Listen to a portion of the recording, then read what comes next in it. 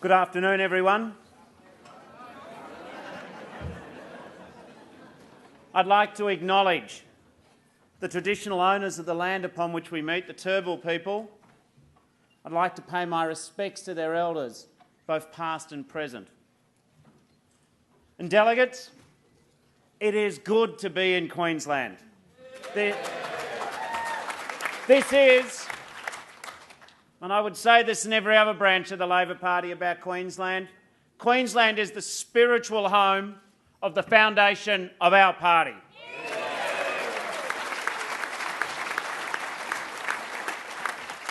You know, there's something about Queenslanders. They never give up. Just have a look at cricketer Mitchell Johnson. He's a boy from Townsville. In the lead up to the first test at the Gabba, he was written off. Australia was written off too. We were going to lose to the Poms. They were going to just walk all over us. They were going to win the Ashes, no problems, fourth time in a row. But then something happened. Mitchell started running in hard, started running in very fast, bowling very fast. And now no one knows what will happen with this Ashes series. It's wide open and anyone can win. Anyone can win, delegates. Anyone can win. And what's true in sport is true in politics. There is no such thing as a dead cert anymore. That's why we shouldn't listen to some in the conservative media, some of our critics, but instead we need to listen to our internal Queenslander. That there is a part of us that we should listen to that will never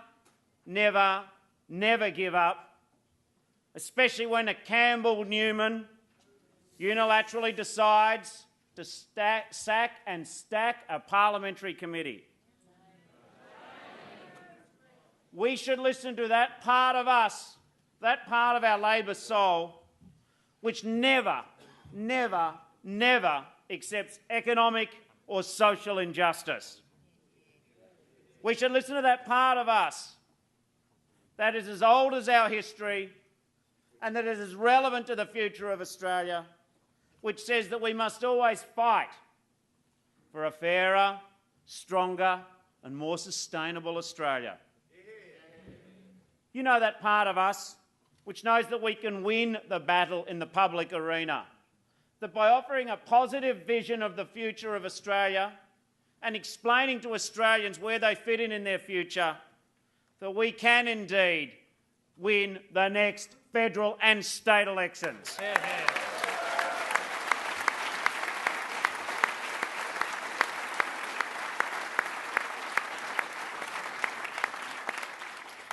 Delegates, you remember what they said about Labor in the lead up to the September 7 election?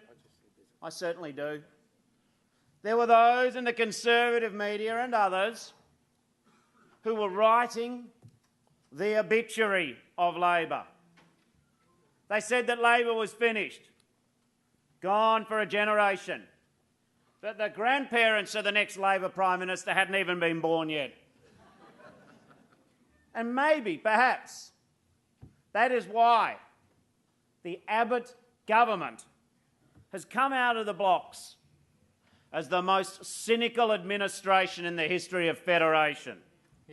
Because they think they can get away with anything. They have lied about Gonski. They think they can get away with that. They've lied about stopping the boats. They thought they could get away with that. They've lied about increasing the debt. They thought they could get away with that. They've lied about being a government of no surprises and no excuses. They thought that nasty surprises and pathetic excuses would do the trick. Our opponents have no shame. Do you think Julia Gillard would have turned her back on education? No. Do you think Kevin Rudd would have tried to hide vote arrivals? No. Do you think Wayne Swan would have claimed there was a debt crisis, then tried to jack up the limit on the national credit card to $500 billion? No. Of course not. That is the difference between us and them. We look ahead. In the House of Labor, we are concerned about the present and the future prosperity of Australia and Australians. They, on the other hand, they look behind. They are obsessed with turning back the boats, in fact, turning back the clocks. The Labor way is to strive for as much as we can get done. The Conservative way is to see what you can get away with. The trouble with that approach is you cannot hide from the future. You cannot hide from change. And Australia is living in a time of change. You know the story, all Australians do. We live with global change. The rise of India and China and Indonesia. Generational change. How people are growing older. We're growing in numbers, and we are a much more ethnically diverse, multicultural population. Environmental change. We in the House of Labor know that climate change is real, and we don't try and replace science with conservative superstition.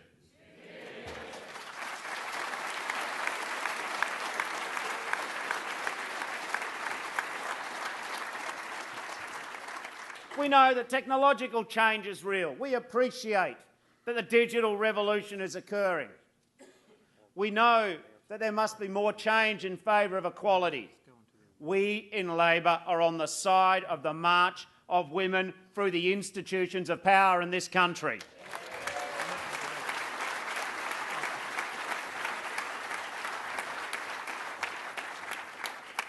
Labor understands that the world changes and doesn't stand still for us. We understand that working women and men in Australia depend upon Labor to help navigate a path to the future. People want us to help secure a better standard of living, a better way of life, a better future for all, including our future generations. The people depend upon us in national politics because they know they can't depend on our Conservative opponents. Make no mistake, we do not have a new government in Australia, but we have a Frankenstein version of the Howard years. Just have a look at all of the old Howard ministers who've been brought shuddering back to life in this new government. Look at the way they lurch around the country, spouting election slogans. Look at how they are more interested in sharpening the axe than developing policies. It says a lot about a government when one of their first decisions is to set up a commission of cuts. Not a commission for jobs, but a commission of cuts. They are already cynical. They are already tired, and they are already divided. And they have already run out of ideas. They said anything to win power. They will do anything to keep power. And that cynicism is a disaster for working people. It's a disaster for business. It's a disaster for our environment. But most recently, it has become clear that this government is an unfolding disaster for 3.5 million Australian school children and their parents. Abbott lied about a unity ticket on education. Shame. Abbott lied when he said that no school would be worse off. And Abbott lied when he said that for the next 4 years you could vote Liberal or Labor, and in fact it would be the same deal in education funding. Broken promises is a disaster for the kids, their parents, and our hard-working teachers. It is a disaster for the school children of Queensland, who may never get the benefit of proper funding of schools. Look at the Conservatives, how they trumpet some extra money, they say, for Queensland. Did they ask the Newman government to guarantee that the Newman government would not take money out of the system? Not at all. They are not the representatives of public education that government should be. Government schools in particular, who stands up for them? The union and the teachers will, no problems. The parents will, but the people who they expect to stand up for them. The champions of public education should be the government of the day. Hear, hear.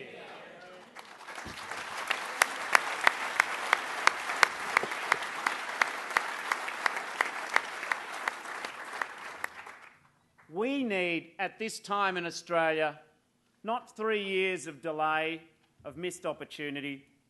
We need to build our prosperity by embracing that reformist, productivity-building, cooperative spirit which only Labor can ever bring to the table of national politics. We do not need a first-term government determined to repeat the mistakes of the last term of a Howard government. That's right. Delegates, though, that is why Labor now needs all of you, all of your branch members, all of the unionists, all of those around Australia who support the cause of Labor, those who live in the House of Labor, to be there for the rest of Australia now, not in 6 years' time and 9 years' time. This modern Labor must repudiate the idea that we accept that politics is a cycle, and if we simply sit there and do nothing, then invariably our turn comes again. The challenges are greater than that. The needs of the people who depend upon Labor are greater than that lazy logic. The task ahead of us is clear, and it can be summed up in 3 words: party, policy, people. We must bring our party together. We must reject the cause of division and demonstrate to Australians our capacity to be united in their interests, not ours. Hear, hear.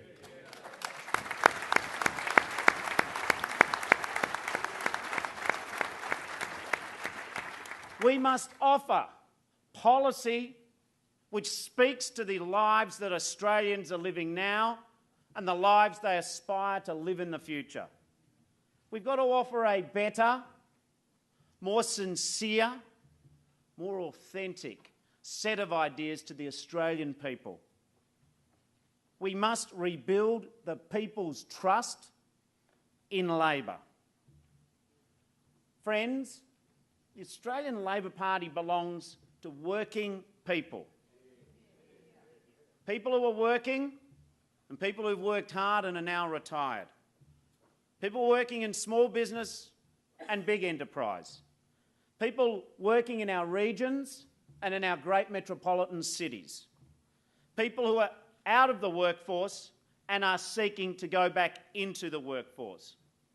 And people who are learning the skills they need to get the job they want, to fulfil the legitimate aspirations they have for them and their families. These are the people of Labor. These people are our guide. They are our strength.